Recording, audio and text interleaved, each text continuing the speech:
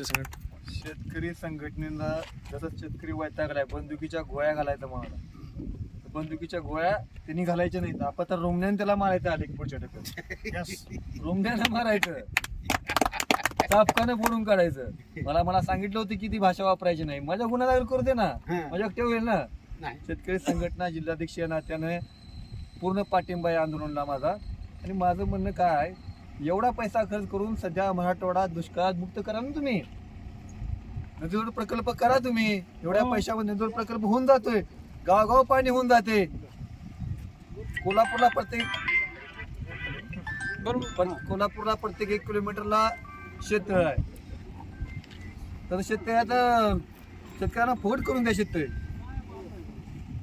एवढं 20 फूट हायवे वरी करून काय लोकांना काय दाखवून आहेत, त्याचा काय फायदा जनतेला? हे आता जमीन आहे जवळ 20-25 लाख रुपये एकर, 50 लाख रुपये एकर जरी याला दिले पैसे, त्या शेतकऱ्यांना नको आहे. सरकारला विनंती आहे ना, लोकशाही सरकार आहे, मग लोकशाही मार्गाने आंदोलन होत आहे.